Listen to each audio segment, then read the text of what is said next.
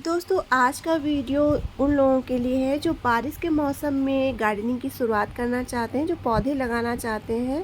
तो मैं आपको बताऊंगी कि बिल्कुल फ्री में आप गार्डनिंग की शुरुआत कैसे कर सकते हैं बिना किसी खर्चे के, और किन पौधों को लगाना चाहिए, कैसे शुरुआत करनी चाहिए बिल्कुल लो बजट में।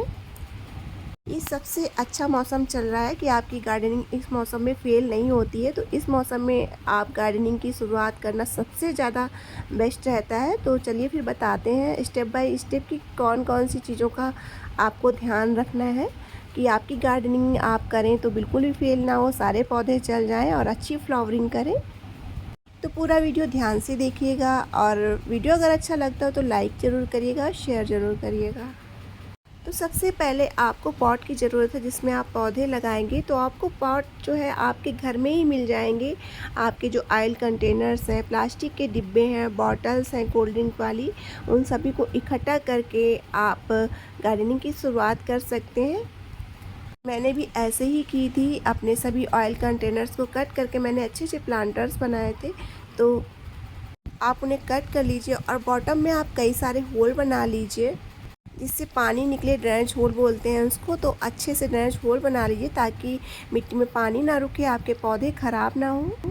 अब मैं बता देती हूँ आपको कौन सी ऐसी कटिंग्स लगानी है जो मिट्टी में फेंकते ही चल जाती हैं। बस उन्हें डाल देंगे तो उस पर बहुत ही जल्दी इस मौसम में रूट्स आ जाती हैं। सबसे पहली है टर्टल वाइन। इसको मिट्टी में आप ऐसे ही डाल देंगे तो बहुत ही जल्दी रूट्स बनकर तैयार हो जाती हैं।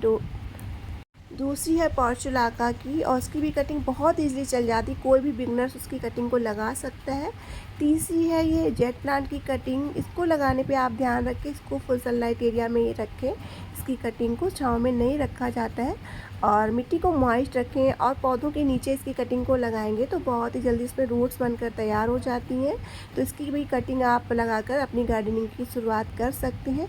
कुछ ऐसे पौधे मैं बता रही हूँ जिनकी कटिंग बहुत ही ज़्यादा जल्दी से चल जाती हैं। ये रोहियो प्लांट की कटिंग है। इसकी कटिंग लेने से पहले आप देखेंगे इसमें रूट्स निकली रहती हैं, उस रूट्स के सहित ही इसकी कटिंग को लेना है और क्या कहीं पे भी इसको लगा देंगे। कोई भी खास सॉइल मिक्सचर बनाने की ज़रूरत नहीं है, आप चाहे जैसे भी लगा देंगे चल जाती है।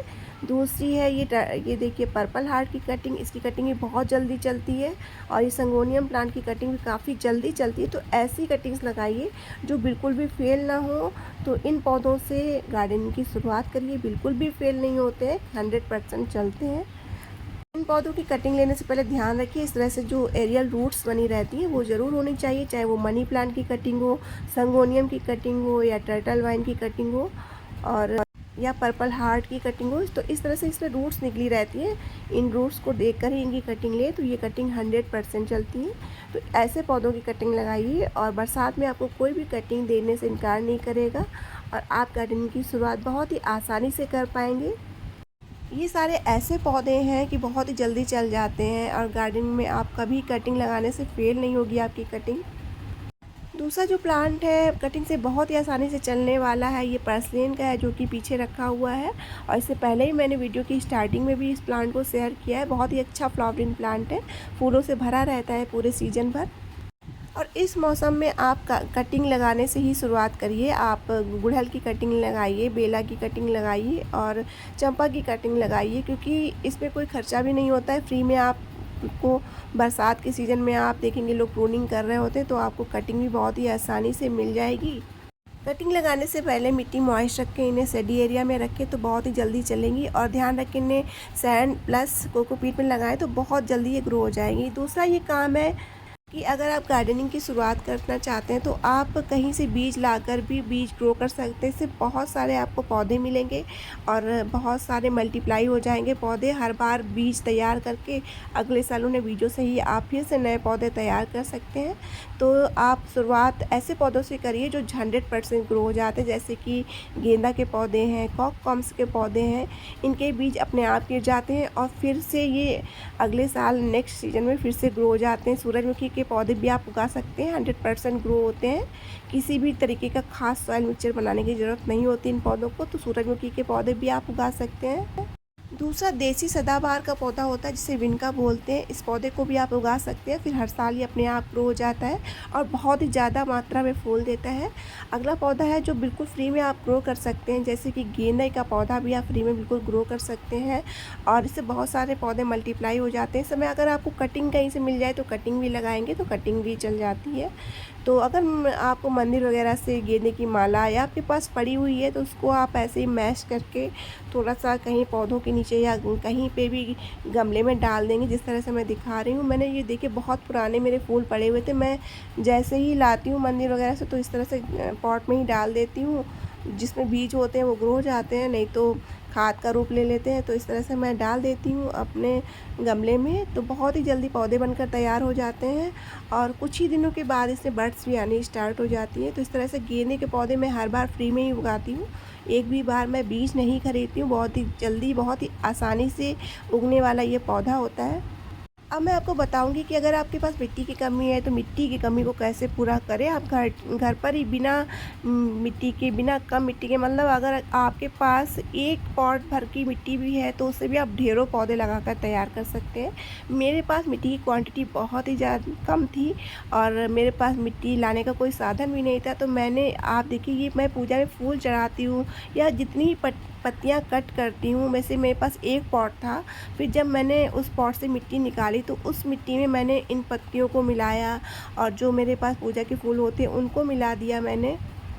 मेरे पास जो किचन वेस्ट बचता है उसको मैं मिला देती हूँ। और मिलाती कैसे हूँ, ऐसे ही नहीं मिलाती हूँ, पहले एक लेयर मैं मिट्टी की बिछाती हूँ, फिर एक लेयर किचन वेस्ट की और फिर मिट्टी की। आप उसमें कार्डबोर्ड के टुकड़े भी डाल सकते हैं और उसके बाद पत्तियों की लेयर बिछाती हूँ। उसके बाद फिर से मिट्टी की हल्की सी लेयर बिछाने के बाद उसमें पौधे लगाती हूँ। इससे वो फिर मिट्टी में ही कन्वर्ट हो जाते हैं और उससे बहुत सारी मिट्टी बनकर तैयार हो जाती है। इस तरह से मैं देखिए, मैं सब्जियां भी इसी तरह से लगाती हूँ। मेरे पास मिट्टी बहुत ही कम रहती है तो मैं कार्डबोर्ड के टुकड़े, मिट्टी की लेयर बिछाकर नीचे मैंने देखिए सारे पत्ते डाल रखे हैं और उससे नीचे मैंने प्याज के छिलके डाले और इस तरह से एक मोटी लेयर ऊपर बिछाई हुई है।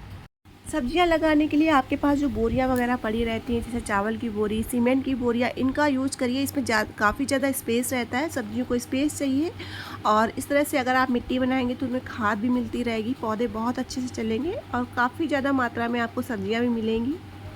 इसमें मैंने खीरे के और ककड़ी के बीज लगाए हुए हैं और अब वो ग्रो भी हो चुके हैं। पहले का वीडियो है तो उनका भी वीडियो मैं दिखाऊंगी कि किस तरह से कितनी अच्छी ग्रोथ करके वो ग्रो हुए हैं और उम्मीद है उससे काफ़ी अच्छी मात्रा में मुझे हार्वेस्टिंग भी मिलेगी।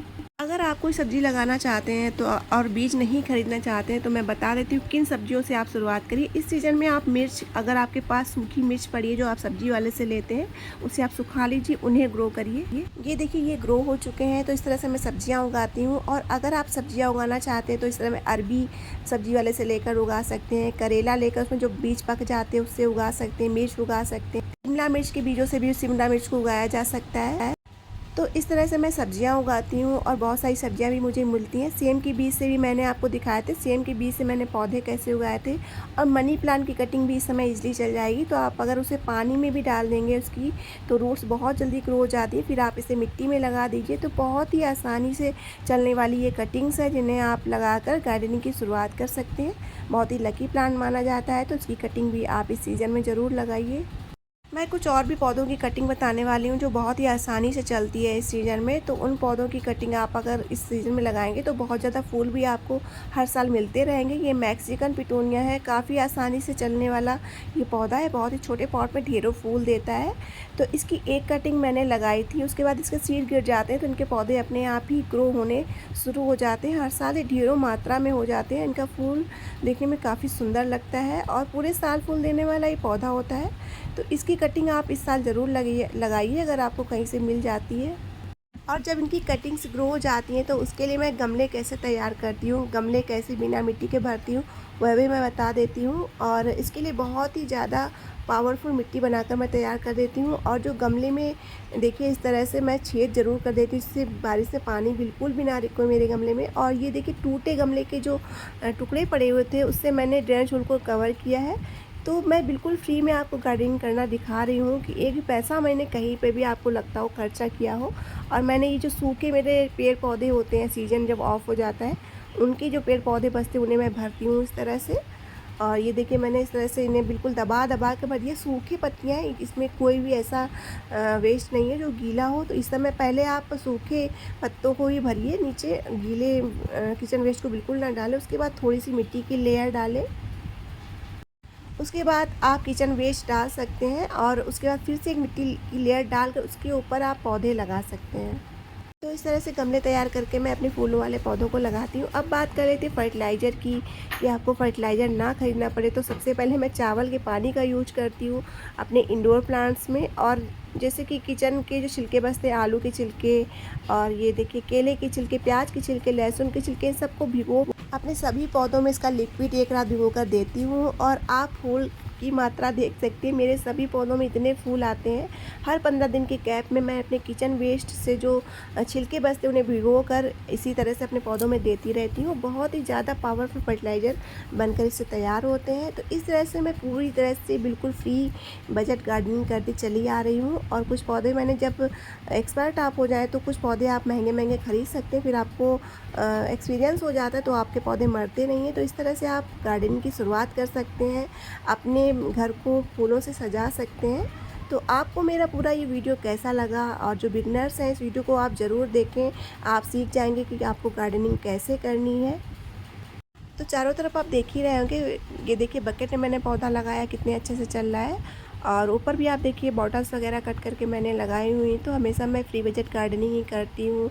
आप भी इस तरह से शुरुआत करिए इस मौसम में, और ये मौसम सबसे अच्छा है अगर आपको गार्डनिंग की शुरुआत करनी है। तरीके मैंने बता ही दिए, इस तरह से आप पूरा वीडियो देखकर मेरे स्टेप बाय स्टेप सारे तरीक़ों को फॉलो करिए, फिर आप कहिए कि आपकी गार्डनिंग कभी भी फेल नहीं हो सकती है।